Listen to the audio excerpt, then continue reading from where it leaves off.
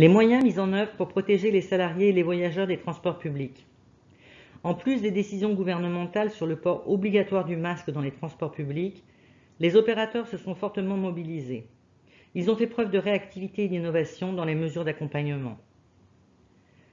Le port du masque n'est certes pas le fait des opérateurs, mais ils le font respecter. Plus de 15 000 procès-verbaux ont été dressés à la RATP et 8 000 à la SNCF pour non-port du masque. Les procédures de nettoyage ont été renforcées. Pour désinfecter les véhicules et les postes de conduite, les opérateurs ont redoublé d'ingéniosité afin de trouver des procédés particulièrement efficaces. C'est le cas, notamment, de la nébulisation qui consiste à brumiser des produits virucides inoffensifs pour les voyageurs. Les budgets de nettoyage ont ainsi augmenté de 50% pour atteindre près de 300 millions d'euros. Le nombre de salariés dédiés au nettoyage des véhicules, des gares et des stations a lui augmenté d'environ 20% en moyenne. De nombreux opérateurs ont également mis du gel hydroalcoolique à disposition dans les stations et dans les gares.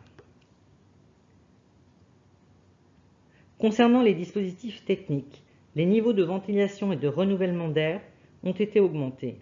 Des facilités de paiement sans contact et d'achat de titres via des applications ou des SMS ont été mises en place. Par ailleurs, des systèmes de gestion en temps réel des flux en gare et en station ont été déployés.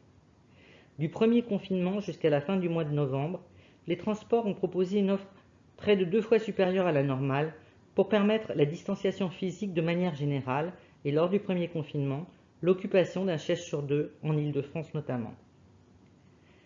Enfin, des dispositifs de communication ont été déployés pour fournir des informations en temps réel sur l'occupation des véhicules. De nombreux panneaux d'information dans les véhicules et en station, des annonces sonores, des annonces visuelles ont enfin été mises en place. La plupart de ces mesures d'accompagnement sont aujourd'hui maintenues. L'UTP a récemment présenté les résultats de l'Observatoire de la mobilité 2020. Cette enquête interrogeait les Français sur leurs habitudes de déplacement. Les résultats sont présentés dans cette diapositive. 77% des utilisateurs de transports publics estiment que les transports publics se sont rapidement adaptés à la crise sanitaire. 85% des utilisateurs de transports publics ont un niveau de confiance identique ou meilleur en leur opérateur pour assurer leur sécurité sanitaire à l'avenir. 13% des usagers prendront les transports publics plus souvent à l'avenir. Pour ce qui concerne les mesures mises en place, le port du masque est jugé rassurant à 88%. La mise à disposition de gel hydroalcoolique est jugée rassurante à 85%.